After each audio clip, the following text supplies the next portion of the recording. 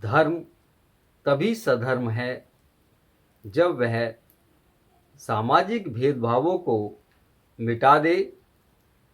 धर्म तभी सधर्म हो सकता है जब वह तमाम सामाजिक भेदभावों को मिटा दे। धर्म तभी सधर्म हो सकता है जब एक आदमी और दूसरे आदमी के बीच की तमाम दीवारों को गिरा दे। एक आदर्श समाज क्या है?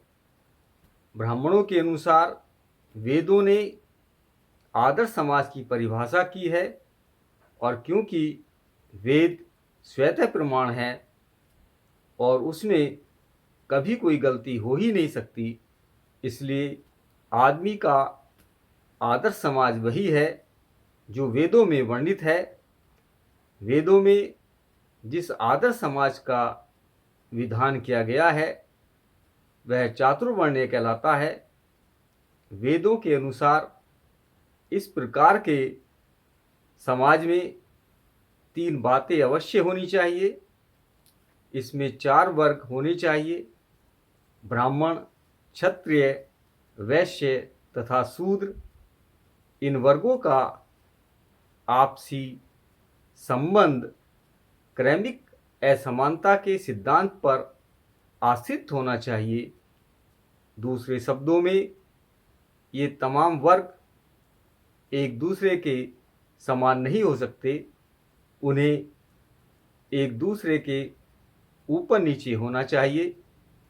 सामाजिक दर्जे के बारे में, अधिकारों के बारे में तथा सुविधाओं के बारे में सबसे ऊपर ब्राह्मण, उसके नीचे क्षत्रिय, किंतु वैश्यों से ऊपर, उनके भी नीचे वैश्य, किंतु शूद्रों से ऊपर सबसे नीचे शूद्र। चातुर्वर्ण्य से संबंध रखने वाली तीसरी महत्वपूर्ण बात यह है कि हर वर्ग को अपने अपने पेशे में लगा रहना होगा। ब्राह्मण का काम है पढ़ना, पढ़ाना और धार्मिक संस्कार करना। क्षत्रिय का काम है शस्त्र धारण करना और लड़ना। वैश्य का काम है व्यापार तथा दूसरे कारोबार करना। शूद्र का काम है ऊपर के 3 वर्गों की सेवा करना, उनके सभी मैले कुचले काम करना। कोई एक वर्ग दूसरे वर्गों का पेशा नहीं कर सकता था, वह उसके पेशे की सीमा में पैर नहीं रख सकता। इस आदर्श समाज के सिद्धांत को ब्राह्मणों ने ऊंचा दर्जा दिया और लोगों में इसका प्रचार किया।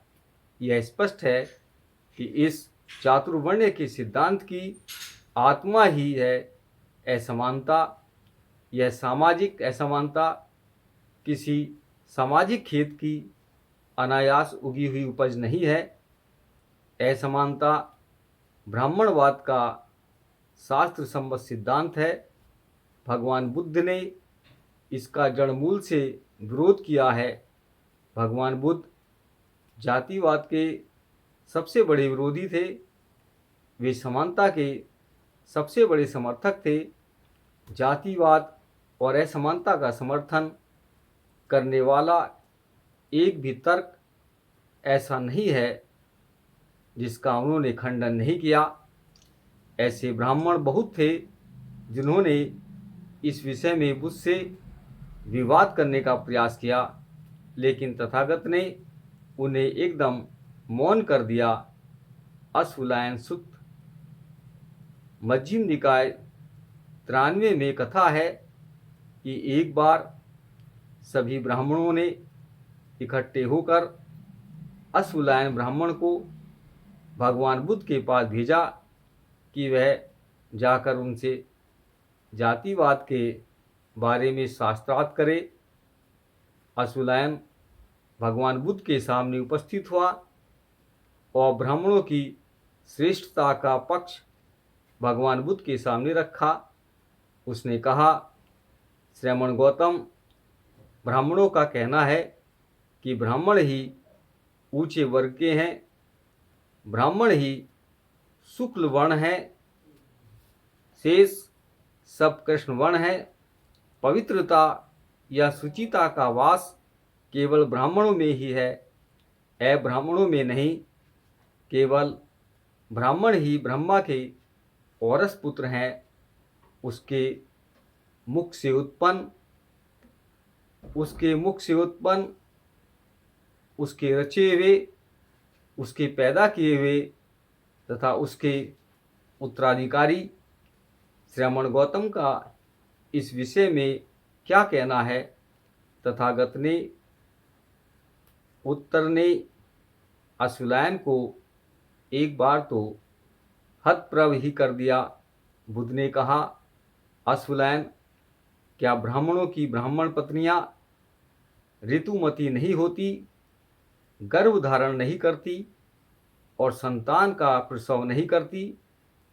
यह होते हुए भी क्या ब्राह्मणों का कहना है कि ब्राह्मण ही ऊंचे वर्ण के हैं, ब्राह्मण ही ब्रह्मा के औरस पुत्र हैं, ब्राह्मण ही उसके उत्तराधिकारी हैं? अश्वलायन, यह तो ऐसा ही है, लेकिन तब भी ब्राह्मण कहते हैं कि वे ही ऊंचे वर्ण के हैं, वे ही ब्रह्मा के औरस पुत्र हैं, वे ही ब्रह्मा के उत्तराधिकारी हैं। तब तथागत ने अश्वलायन से दूसरा प्रश्न किया, यदि एक क्षत्रिय एक ब्राह्मण कन्या से सहवास करे तो संतान मानव संतान ही होगी अथवा उन दोनों के संयोग से कोई जानवर जन्म ग्रहण नहीं करेगा? अश्वलायन के पास कोई उत्तर नहीं था। जहाँ तक नैतिक उन्नति कर सकने की बात है, तो क्या एकमात्र ब्राह्मण ही अपने आप को राग द्वेष से मुक्त कर सकता है? एक क्षत्रिय नहीं, एक वैश्य नहीं, एक शूद्र नहीं? अश्वलायन बोला, नहीं, चारों वर्ण के लोग कर सकते हैं।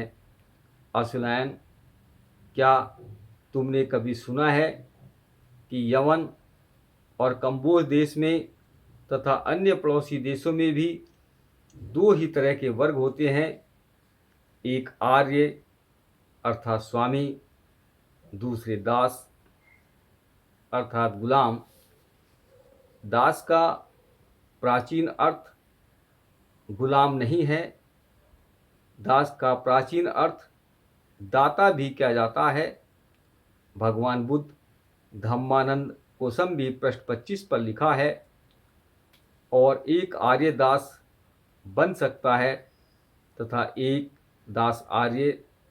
अश्वलायन, हाँ, मैंने ऐसा सुना है। यदि चातुर्वर्ण्य एक आदर्श समाज है तो फिर यह सभी देशों में क्यों नहीं?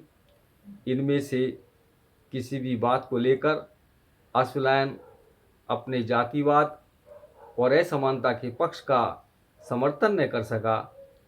उसे एकदम मौन ही रह जाना पड़ा। अंत में अश्वलायन को बुद्ध का एक शिष्य ही बनना पड़ा। वासेठ नाम के एक ब्राह्मण ने तथागत बुद्ध की शरण ग्रहण कर ली थी। दूसरे ब्राह्मण इस बात के लिए उसे बुरा भला कहते थे। एक दिन वह भगवान बुद्ध के पास गया और उन्हें जाकर वह सब सुना दिया जो ब्राह्मण उसके बारे में कहते सुनते थे। वासेठ ने कहा, भगवान बुद्ध ब्राह्मण कहते हैं कि ब्राह्मण का ही सामाजिक स्तर श्रेष्ठ है, बाकी सबका निष्कृष्ट है। केवल ब्राह्मण ही शुक्ल वर्ण होता है, दूसरे वर्ण कृष्ण वर्ण होते हैं। केवल ब्राह्मण ही शुद्ध वंशोत्पन्न है, अब्राह्मण नहीं।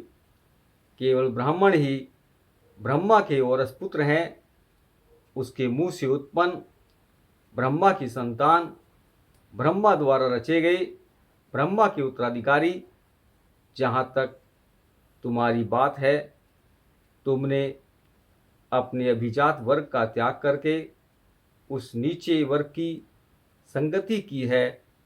तुम उन सिरमुंडों में शामिल हो गए हो, उन गंवारों में, उन कृष्णवर्णी लोगों में, उन शूद्रों में। तुम्हारे लिए ऐसा करना ठीक नहीं।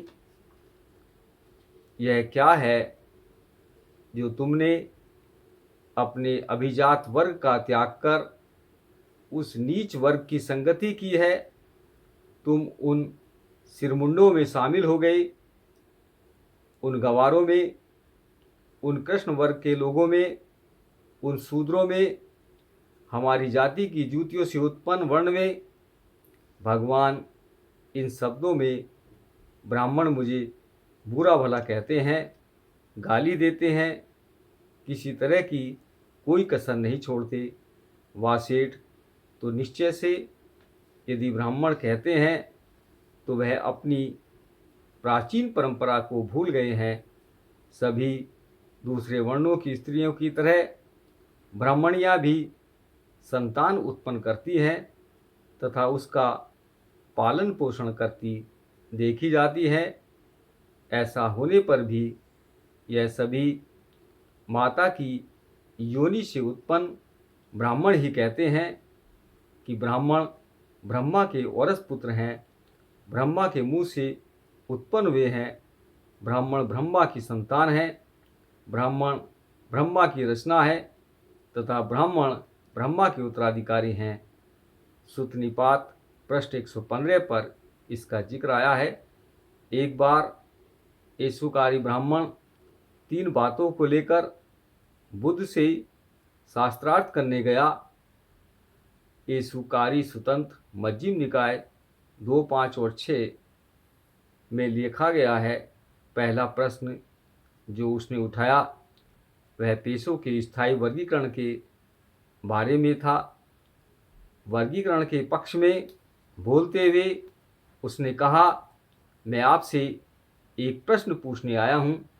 ब्राह्मणों का कहना है कि क्योंकि वे सर्वोपरि हैं इसलिए वे किसी की सेवा नहीं करेंगे, सभी उन्हीं की सेवा करने के लिए उत्पन्न हुए हैं।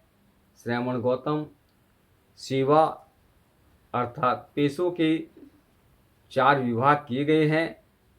नंबर 1, ब्राह्मणों द्वारा की जाने वाली सेवा। नंबर 2, क्षत्रियों द्वारा की जाने वाली सेवा।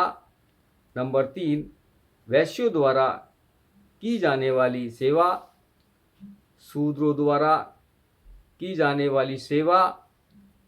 किंतु एक शूद्र की तो कोई दूसरा शूद्र ही सेवा कर सकता है, दूसरा कौन शूद्र की सेवा करेगा?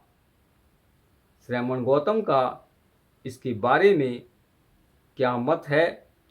भगवान बुद्ध ने येसुकारी ब्राह्मण से एक प्रति प्रश्न पूछकर उसके प्रश्न का उत्तर दिया। तथागत ने कहा, क्या सारा संसार ब्राह्मणों के इस वर्गीकरण से सहमत है?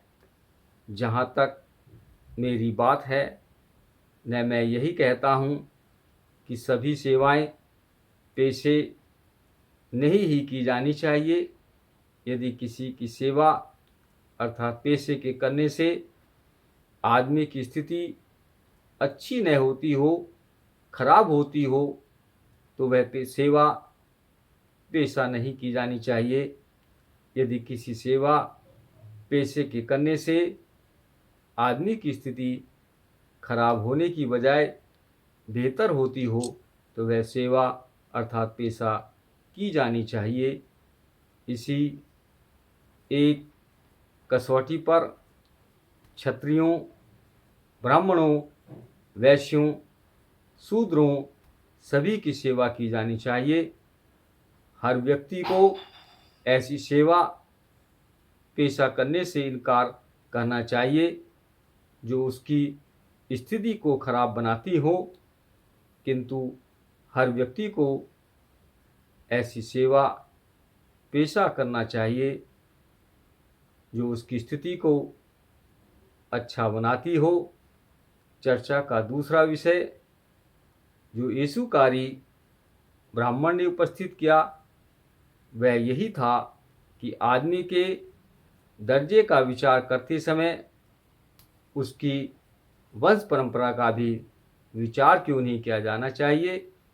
इस प्रश्न का तथागत बुद्ध ने यूं उत्तर दिया, जहाँ तक वंश परंपरा के अभिमान की बात है, एक आदमी जिस वंश में जन्म ग्रहण करता है उससे उसका नामकरण मात्र ही होता है कि यह क्षत्रिय वंश में पैदा हुआ है, यह ब्राह्मण वंश में पैदा हुआ है, यह वैश्य वंश में पैदा हुआ है और यह शूद्र वंश में पैदा हुआ है।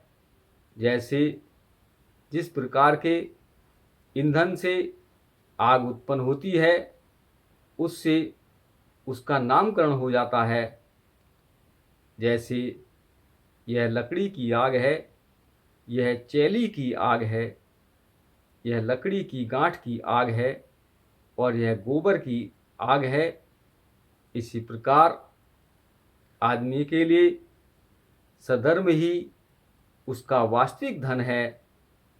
जन्म से तो आदमी की चारों वर्णों में से किसी न किसी एक वर्ण में गिनती मात्र होती है। न वंश परंपरा से, न अच्छी शक्ल होने से और न धन होने से ही कोई आदमी अच्छा या बुरा होता है।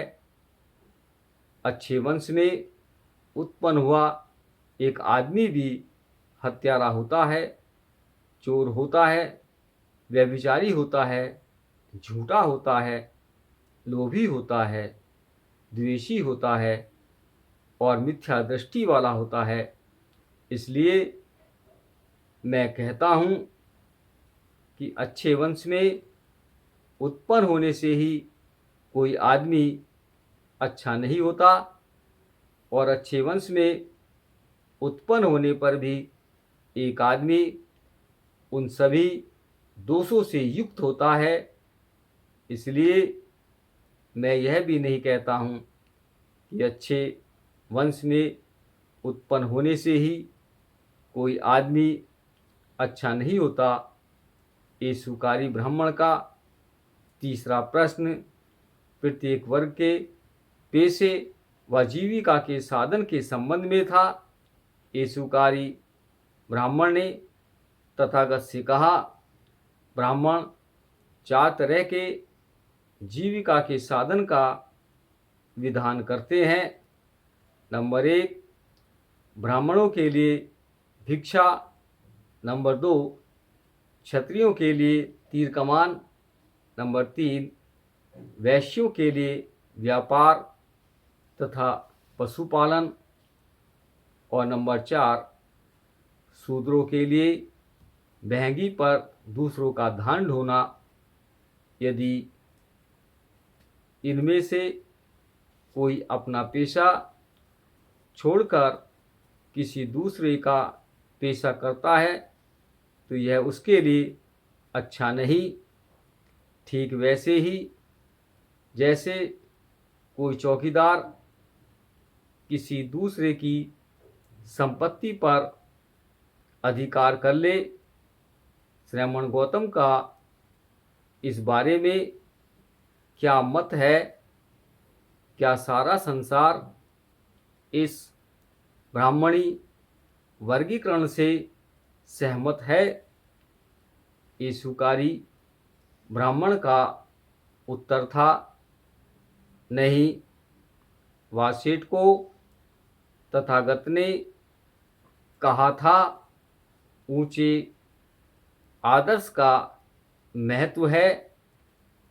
ऊंची जाति में जन्म ग्रहण करने का नहीं। जाति नहीं, असमानता नहीं, ऊंच नीच नहीं, यही तथागत की देशना थी। दूसरे के साथ अपने आप को एक कर दो, यही सोचो जैसे वे हैं वैसा मैं हूँ, जैसा मैं हूँ वैसे वे हैं। नमो बुद्धाय।